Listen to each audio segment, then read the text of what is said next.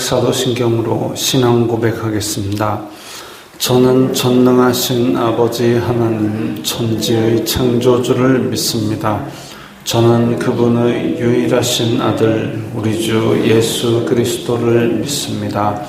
그분은 성령으로 잉태되어 동정녀 마리아에게서 나시고 본디오 빌라도에게 고난을 받아 십자가에 못 박혀 죽으시고 장사된 지 사흘 만에 죽은 자 가운데서 다시 살아나셨으며 하늘에 오르시어 전능하신 아버지 하나님 우편에 앉아 계시다가 거기로부터 살아있는 자와 죽은 자를 심판하러 오십니다.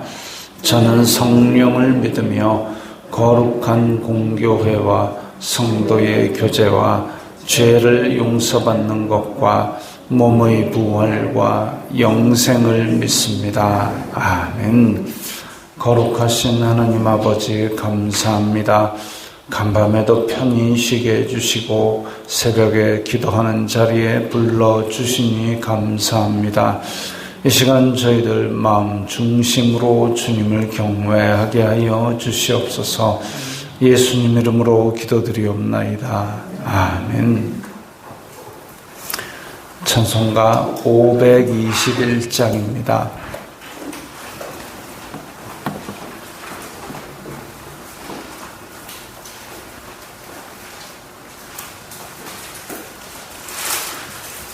찬송가 521장입니다.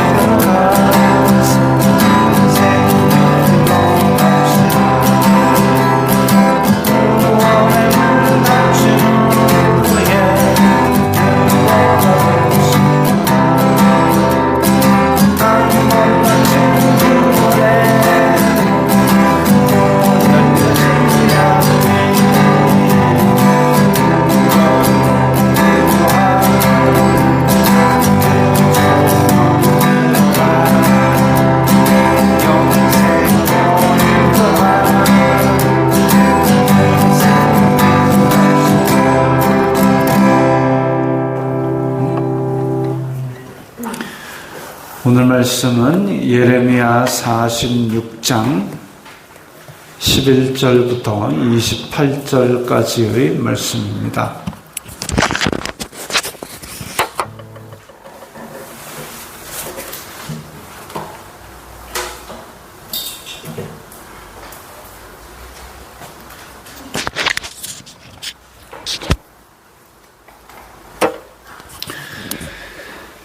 예레미야 46장 11절부터 28절까지의 말씀 함께 읽겠습니다. 처녀 딸 애굽이여 길앗으로 올라가서 유향을 취하라. 내가 치료를 많이 받아도 효력이 없어 낫지 못하리라. 내 수치가 나라들에 들렸고 내 부르짖음은 땅에 가득하였나니 용사가 용사에게 걸려 넘어져 둘이 함께 엎드러졌음이라. 바벨론의 느부갓네살 왕이 와서 애굽 땅을 칠 일에 대하여 선지자 예레미야에게 이르신 여호와의 말씀이라. 너희는 애굽에 선포하며 믹돌과 놋과 다바네스에 선포하여 말하기를 너희는 굳건히 서서 준비하라. 네 사방이 칼에 삼키었느니라. 너희 장사들이 쓰러짐은 어찌함이냐. 그들이 서지 못함은 여호와께서 그들을 몰아내신 까닭이니라. 그가 많은 사람을 넘어지게 하심에 사람이 사람 위에 엎드러지며 이르되 일어나라. 우리가 포악한 칼을 피하여 우리 민족에게로 우리 고향으로 돌아가자 하도다. 그들이 그곳에서 부르짖기를 애굽의 바로 왕이 망하였도다. 그가 기회를 놓쳤도다. 만군의 여호와라. 일컫는 왕이 이르시되 나의 삶으로 맹세하노니 그가 과연 산들 중의 다볼같이 해변의 갈멜같이 오리라. 애굽에 사는 딸이여 너는 너를 위하여 포로의 짐을 꾸리라. 노비 황무하여 불에 타서 주민이 없을 것임이라. 애굽은 심히 아름다운 암송아지일지라도 북으로부터 쇠파리 떼가 줄곧 오리라. 또 그 중의 고용꾼은 살찐 수송아지 같아서 돌이켜 함께 도망하고 서지 못하였나니 재난의 날이 이르렀고 벌받는 때가 왔음이라. 애굽의 소리가 뱀의 소리 같으리니 이는 그들의 군대가 벌목하는 자같이 도끼를 가지고 올 것임이라. 여호와의 말씀이니라. 그들이 황충보다 많아서 셀 수 없으므로 조사할 수 없는 그의 수풀을 찍을 것이라. 딸 애굽이 수치를 당하여 북쪽 백성의 손에 붙임을 당하리로다. 만군의 여호와 이스라엘의 하나님께서 말씀하시니라. 보라, 내가 노의 아몬과 바로와 애굽과 애굽 신들과 왕들 곧 바로와 및 그를 의지하는 자들을 벌할 것이라. 내가 그들의 생명을 노리는 자의 손 곧 바벨론의 느부갓네살 왕의 손과 그 종들의 손에 넘기리라. 그럴지라도 그 후에는 그 땅이 이전같이 사람 살 곳이 되리라. 여호와의 말씀이니라. 내 종 야곱아 두려워하지 말라. 이스라엘아 놀라지 말라. 보라, 내가 너를 먼 곳에서 구원하며 내 자손을 포로된 땅에서 구원하리니 야곱이 돌아와서 평안하며 걱정 없이 살게 될 것이라.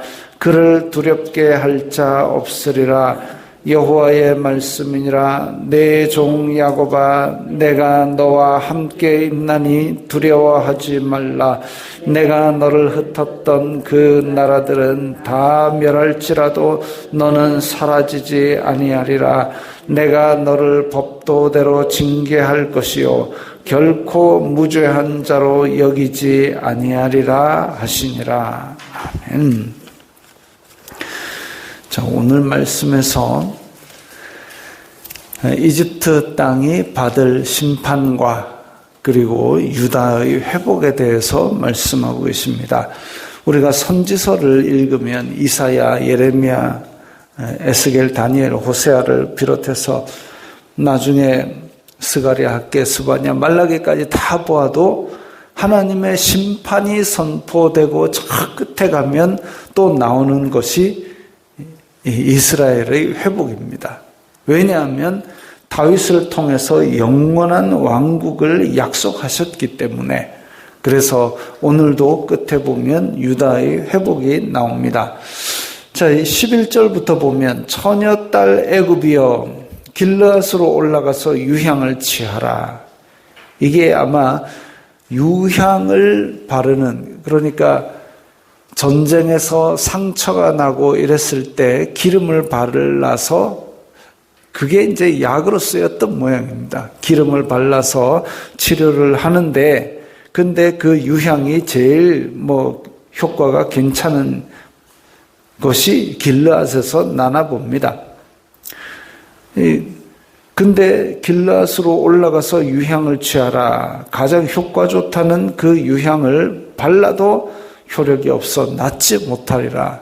굉장히 심각한 치명적인 상처를 받을 것을 보여줍니다. 수치가 나라에 들렸고 내 부르짖음은 땅에 가득하였나니. 원래는 이집트는 전쟁이 없고 평화로운 가운데 풍요로운 곡식으로 말미암아 아주 이상적인 나라였는데도 불구하고 지금 부끄러움과 온 나라가 시끄러운 엉망진창이 될 것을 보여줍니다. 용사가 용사에게 걸려 넘어져 둘이 함께 자빠진다. 용사라면 그냥 군대는 다 함께 일사불란하게 가서 적을 상대하고 이게 군대고, 그를 이끌거나 아니면 혼자 들어가서 상대방을 많이 무찌르는 게 용사입니다. 근데 용사가 자기네들끼리 걸려서 자빠질 정도로 혼란스럽고 엉망진창인 상태라는 거죠. 그 원인은 바벨론의 느부갓네살 왕이 와서 이집트를 칠 것이기 때문입니다. 애굽에 선포하며 믹돌과 놋과 다바네스에 선포하여 말하기를. 자, 이게 이제 믹돌, 놋, 다바네스, 아마 이집트의 동서남북을, 남쪽은 아닐 겁니다. 왜냐하면 이집트의 남쪽은 이게 이제 천혜의 자연 요새처럼 좌우에 큰 높은 산이 있고 골짜기가 한 몇 번의 폭포를 거쳐서 내려와야 되는 그런 골짜기가 있습니다. 그래서 이집트는 남쪽에서 올라온다기보다는 남쪽에서 쳐들어오는 그런 외적의 침입을 거의 받아본 적이 없습니다. 몇천 년 역사 속에서. 왜? 그 남쪽에서 쳐들어올라 그러면은 그야말로 높은 산을 넘어서 계곡 폭포 한다. 쳐들어오다 다 죽게 생겼어요. 그러다 보니까 이집트가 그렇게 금이 많고 풍요로운 나라라도 남쪽에서 쳐들어오는 일은 거의 없었고, 그 북쪽은 이제 바다니까, 바다니까 성경에 기록된 그 시점 이후에야 이제 항해술이 발달하고 침공이 있었고, 그 이전에는 없었습니다. 동쪽 서쪽인데 사실 이제 서쪽으로는 또 사막이 있고 이러니까 쳐들어올 일이 별로 없고, 그러니까 결국은 안정 속에서 풍요로운 문화를 이룰 수 있었던 것인데, 그 안정, 풍요, 이거를 다 뒤집어 엎겠다는 말씀이시죠. 그래서 믹돌과 놋과 다바네스, 이게 이제 이집트의 서쪽, 동쪽, 북쪽인데 얘네들 사방이 칼에 삼키웠다. 단지 이집트의 입구만 깔짝깔짝이 아니라 이집트 전체에 내릴 큰 심판을 말합니다. 여호와께서 그들을 몰아내신 까닭이라. 하나님께서 심판하시는 것이기 때문에 이집트가 아무리 강해도 소용이 없다는 얘기죠. 그가 많은 사람을 넘어지게 하심에 사람이 엎드러지며 이르되 일어나라, 우리가 포악한 칼을 피하여 우리 민족에게로 우리 고향으로 돌아가자 하도다. 지금 이집트 같은 경우는 또 여러 용병들, 외국 용병들을 사용하고 있었습니다. 그러니까 안 그래도 부자 나라에 군대는 또 외국에서 싸움 잘하는 군대들을 사다 쓰고 있었는데 얘네들 다 집에 간다는 거죠. 목숨 걸고 지킬 이유가 없다는 겁니다.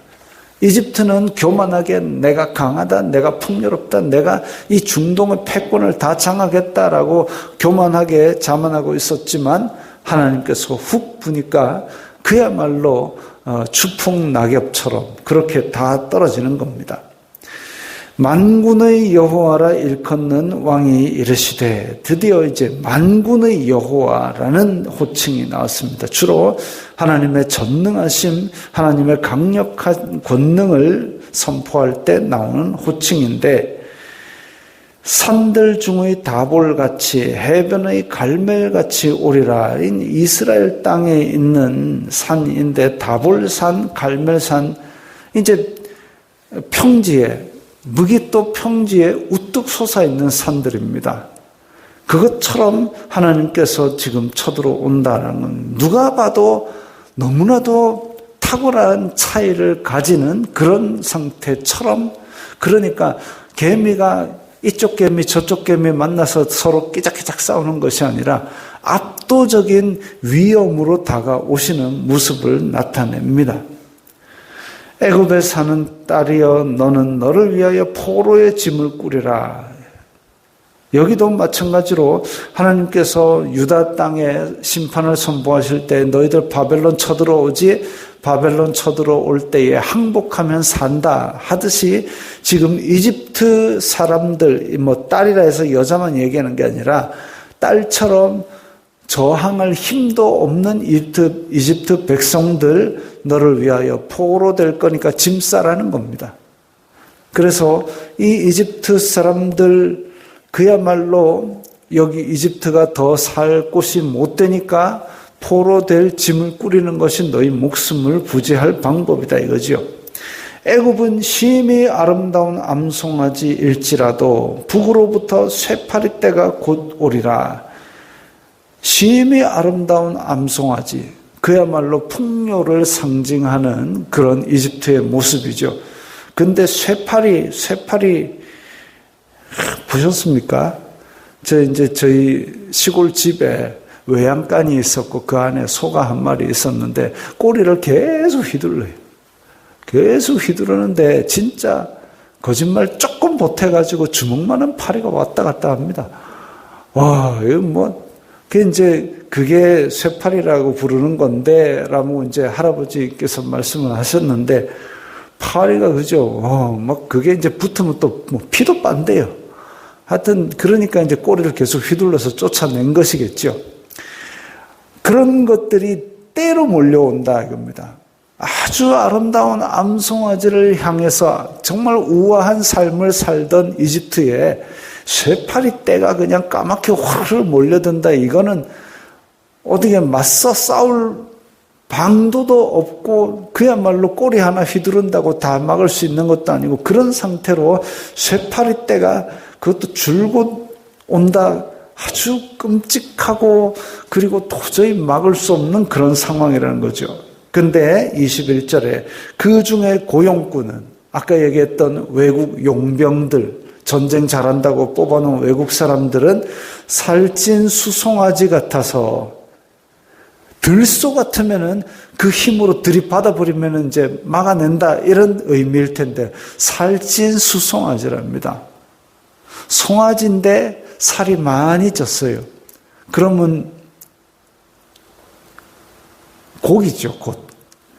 그러니까 지금 외국 용병이라고 싸움 잘한다고 데려다 놨더니 별로 할 일이 없으니까 그야말로 수송아지 같아서 이제 내일 모레 밥상에 오를 것 같이 상태가 그 모양이니까 전쟁을 안 합니다. 왜? 나는 고향이 있는데 여기서 외국 땅에서 외국을 위해서 굳이 내가 돈 좀 안 벌면 되지 하고 집에 가버립니다. 이렇게 이집트를 지켜줄 사람도 없으니 이유는 하나님의 재난의 날이고 벌받는 때가 왔기 때문입니다. 이집트는 그들의 군대가 벌목하는 자같이 도끼를 가지고 올 것임이라. 상대방은 그야말로 지금 나무꾼들이 도끼 가지고 온 것처럼 그렇게 밀려들어서 이집트를 치는데 23절에 보면 황충보다 많아서 셀 수 없으므로 지금 아까 쇠파리 떼 나왔습니다. 그 다음에 벌목꾼들이 도끼를 가지고 오는데 그 수가 황충보다 많다 그랬습니다. 옛날에 그 이집트 하나님께서 메뚜기 떼로 한번 심판을 하신 것처럼 그 지중해 북아프리카 이 동네는 메뚜기 떼가 한번 싹 몰고 지나가면 남아나는 게 없답니다. 작물이고 나무고 간에 싹 다 갉아먹는 그 정도 되는 그런 메뚜기 떼처럼 엄청나게 많은 그런 군대들이, 적들이 쳐들어올 것인데, 근데 조사할 수 없는 그의 수풀을 찍을 것이라. 이집트가 그야말로 황금을 머리에 베고 죽을 정도로 그 풍성한 것들이 조사할 수 없는 그의 숲을, 양을 헤아릴 수 없는 그 나무 숲이 있다 할지라도 엄청난 메뚜기 떼와 같은 나무꾼들이 와서 싹 다 베어버릴 것이란 거죠. 그야말로 절망밖에 남지 않을 것 같은 그런 심판의 예언을 하고 있습니다. 딸 애굽이 수치를 당하여 북쪽 백성의 손에 부침을 당하리로다. 바벨론이 쳐들어와서 이집트 본토까지도 그렇게 완전히 멸절할 것을 말씀하십니다. 보라, 내가 노의 아몬, 노는 지명이고 아몬은 신입니다. 그 다음에 바로와 애굽과 애굽 신들과 왕들, 바로와 그를 의지하는 자들, 여기에 속한, 이집트에 속한 모든 것들에 대해서 하나님께서 벌을 내리실 건데, 그 벌의 도구가 누구냐? 바벨론의 느부갓네살입니다. 이렇게 끔찍한 심판이 선포되고 나면 그 풍성하던 이집트가 다 불타고 싹 밀어져서 사람 살 수 없는 곳이 되느냐? 26절 끝에 그 땅이 이전같이 사람 살 곳이 되리라. 하나님께서 회복을 약속하셨습니다. 영원히 이집트가 끝장나는 것이 아니라 나중에는 너희들이 회복할 것이다. 이건 이집트를 위한 하나님의 마지막 자비를 신락같이 소망으로 주신 것이죠. 그리고 27절, 28절은 그 끝에 이스라엘 자손들을 위한 회복의 약속을 주십니다. 내 종 야곱아, 이 이스라엘 자손들을 얘기하는 것이고, 두려워하지 말라, 이스라엘아 놀라지 말라. 하나님께서 자비를 베푸실 때는 항상 나오는 타이틀이 뭐냐면 두려워하지 말라, 놀라지 말라입니다. 두려워하지 말라, 놀라지 말라.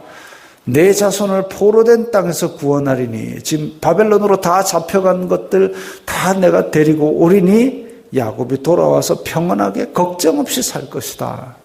걱정 없이 살 것이다. 제가 그 학생들한테 행복이 무엇이냐에 대해서 이제 어떤 그 영화를 보여주고 거기에 대해서 레포트를 쓰면서 그럼 너의 행복은 무엇이냐? 그것도 한번 물음에 답을 해봐라 했더니 학생들 중에 많은 수가 나는 예전에 뭘 가지는 것, 이런 것이 행복인 줄 알았는데 자리에 누워서 그날 돌아봤을 때 아무것도 마음에 걸리는 게 없는 그게 행복인 것 같다. 일상에서. 그러니까 행복이 멀리 있는데 내가 그걸 도저히 쫓아갈 수 없는 게 아니라 내가 일상에서 조그만 웃음을 웃을 수 있는 그런 것들, 마음에 거리낌이 없는 것들, 이런 것들인 것 같다. 이렇게 답을 했습니다. 그거지요. 야곱이 돌아와서 평안하며 걱정 없이 사는 것, 행복하게 사는 겁니다. 하나님께서 이스라엘 백성들을 와가지고 옛날 이집트처럼 부유하게 해주겠다, 명예를 주겠다, 그거 아니고 행복하게 살게 해주겠다. 여호와의 말씀이라. 그런데 징계할 것이요 결코 무죄한 자로 여기지 아니하리라. 이게 뭐냐면 이스라엘 자손들이 죄가 없어서 그렇게 평안하게 행복하게 사는 것이 아니다 이거죠.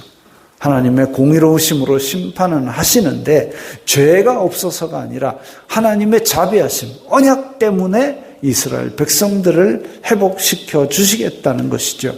하나님은 높이 드시기도 하시지만 또 낮추기도 하십니다. 그런 절대적인 주권자 온 세상을 다스리는 그런 왕이시지만 또한 하나님께서는 택한 백성들에게 자비를 끊임없이 한없이 베푸시는 분입니다. 우리의 소망은 하나님의 자비에 있죠. 우리는 하나님 앞에 의롭다고 할 만한 것이 아무것도 없습니다. 그 강한 강대국이던 이집트, 지금으로 치면 미국과 같이 전 세계의 패권을 장악할 것 같은 그런 강대한 나라라 할지라도 하나님께서 훅 한번 불면 그야말로 아무런 소망도 가지지 못하지만 하나님께서는 그런 강력한 힘으로 우리를 택하시고 우리를 다스리시고 인도하시고 우리를 이 땅에서 행복하게 하실 것입니다. 하나님의 절대 주권 아래서 오늘도 행복한 하루를 보내시기 바랍니다. 기도하겠습니다. 거룩하신 아버지 하나님 감사합니다. 저희들을 택하시고 인도하시는 은혜를 감사합니다. 그 은혜 아래서 소망 가운데 평안하고 행복한 저희들 다 되게 도와주시옵소서. 예수님 이름으로 기도드리옵나이다. 아멘.